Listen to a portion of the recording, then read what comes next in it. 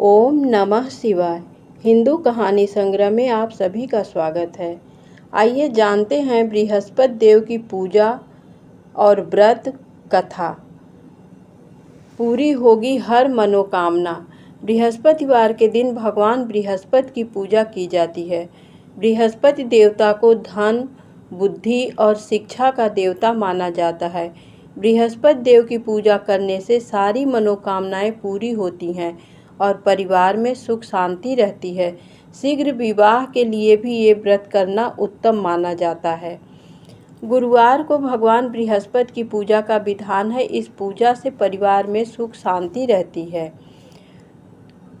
गुरुवार व्रत की विधि। गुरुवार की पूजा विधि विधान के अनुसार की जानी चाहिए। व्रत वाले दिन सुबह उठकर बृहस्पति देव का पूजन करना चाहिए। बृहस्पति देव का पूजन पीली वस्तुएं, पीले फूल को और पीले दाल, चने की दाल, मुनक्का, पीली मिठाई, पीले चावल और हल्दी चढ़ाकर किया जाता है। इस व्रत में केले के पेड़ की पूजा की जाती है। कथा और पूजन के समय मन, कर्म और वचन से शुद्ध होकर मनोकामना पूर्ति के लिए बृहस्पति देव से प्रार्थना करनी चाहिए। जल में हल्दी डालकर केले के पेड़ पर चढ़ाएं। केले की जड़ में चने की दाल और मुनक्का चढ़ाएं। साथ ही दीपक जलाकर पेड़ की आरती उतारें। दिन में एक समय ही भोजन करें। खाने में चने की दाल या पीली चीज़ें खाएं, नमक ना खाएं। पीले वस्त्र पहने, पीले फलों का इस्तेमाल करें। पूजन के बाद भगवान बृहस्पति की कथा सुननी चाहिए। बृहस्पतिवार व्रत की कथा। प्राचीन काल की बात है। किसी राज्य में एक बड़ा प्रतापी और दानी राजा राज्य करता था। वह प्रत्येक गुरुवार को व्रत रखता और भूखे और गरीबों को दान देकर पुण्य प्राप्त करता था।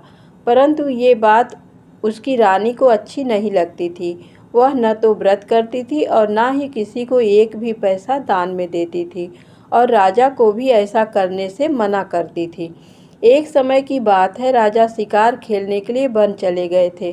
घर पर रानी और दासी थी। उसी समय गुरु बृहस्पति देव साधु का रूप धारण कर राजा के दरवाजे पर भिक्षा मांगने आए। साधु ने जब रानी से भिक्षा मांगी तो वह कहने लगी, हे साधु महाराज, मैं इस दान और पुण्य से तंग आ गई हूँ। आप कोई ऐसा उपाय बताएं जिससे कि सारा धन नष्ट हो जाए और मैं आराम से रह सकूं। बृहस्पति देव ने कहा, हे देवी, तुम बड़ी विचित्र हो। संतान और धन से कोई दुखी होता है? अगर अधिक धन है तो इसे शुभ कार्यों में लगाओ। कुंवारी कन्याओं का विवाह कराओ। विद्यालय और बाग बगीचे का निर्माण कराओ जिससे तुम्हारे दोनों लोक सुधर जाएं। परंतु साधु की इन बातों से रानी को खुशी नहीं हुई। उसने कहा कि मुझे ऐसे धन की आवश्यकता नहीं है जिसे मैं दान दूं और जिसे संभालने में मेरा सारा समय नष्ट हो जाए। तब साधु ने कहा, यदि तुम्हारी ऐसी इच्छा है तो मैं जैसा तुम्हें बताता हूँ वैसा ही करना। गुरुवार के दिन तुम घर को गोबर से लीपना, अपने केसों को पीली मिट्टी से धोना, केसों को धोते समय स्नान करना, राजा से हजामत बनाने को कहना, भोजन में मांस मदिरा खाना, कपड़ा धोबी के यहाँ धुलने डालना। इस प्रकार 7 बृहस्पतिवार करने से तुम्हारा समस्त धन नष्ट हो जाएगा। इतना कहकर साधु रूपी बृहस्पति देव अंतर्ध्यान हो गए। साधु के अनुसार कही बातों को पूरा करते हुए रानी को केवल 3 बृहस्पतिवार ही बीते थे कि उसकी समस्त धन संपत्ति नष्ट हो गई। भोजन के लिए राजा का परिवार तरसने लगा।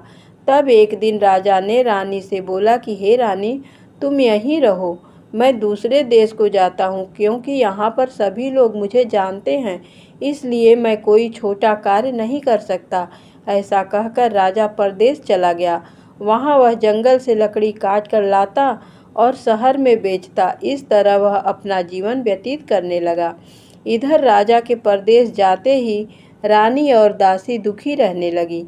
एक बार जब रानी और दासी को 7 दिन तक बिना भोजन के रहना पड़ा तो रानी ने अपनी दासी से कहा, हे दासी, पास ही के नगर में मेरी बहन रहती है। वह बड़ी धनवान है। तू उसके पास जा और कुछ ले आ ताकि थोड़ी बहुत गुजर बसर हो जाए। दासी रानी की बहन के पास गई। उस दिन गुरुवार था और रानी की बहन उस समय बृहस्पतिवार व्रत की कथा सुन रही थी। दासी ने रानी की बहन को अपनी रानी का संदेश दिया, लेकिन रानी की बड़ी बहन ने कोई उत्तर नहीं दिया। जब दासी को रानी की बहन से कोई उत्तर नहीं मिला तो वह बहुत दुखी हुई और उसे क्रोध भी आया। दासी ने वापस आकर रानी को सारी बात बता दी। सुनकर रानी ने अपने भाग्य को कोसा। उधर रानी की बहन ने सोचा कि मेरी बहन की दासी आई थी, परंतु मैं उससे नहीं बोली, इससे वह बहुत दुखी हुई होगी। कथा सुनकर और पूजन समाप्त करके वह अपनी बहन के घर आई और कहने लगी, हे बहन, मैं बृहस्पतिवार का व्रत कर रही थी, तुम्हारी दासी मेरे घर आई थी, परंतु जब तक कथा होती है तब तक न तो उठते हैं और न ही बोलते हैं, इसलिए मैं नहीं बोली। कहो दासी क्यों गई थी? रानी बोली, बहन तुमसे क्या छिपाऊं, हमारे घर में खाने तक को अनाज नहीं था। ऐसा कहते कहते रानी की आंखें भर आईं।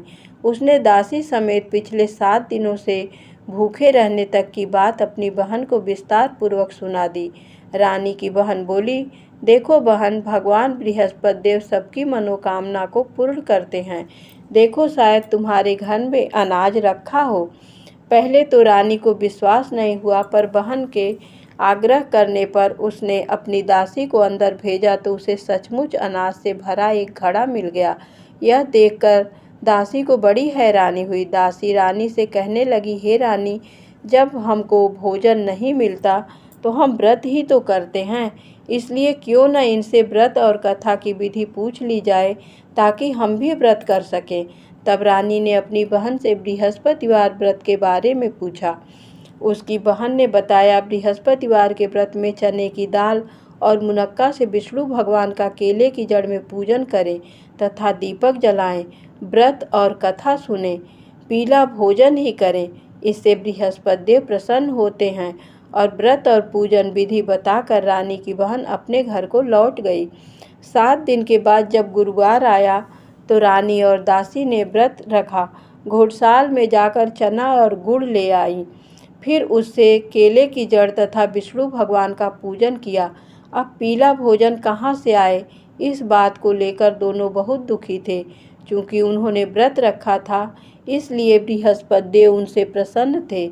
इसलिए वे एक साधारण व्यक्ति का रूप धारण कर 2 थालों में सुंदर पीला भोजन दासी को दे गए।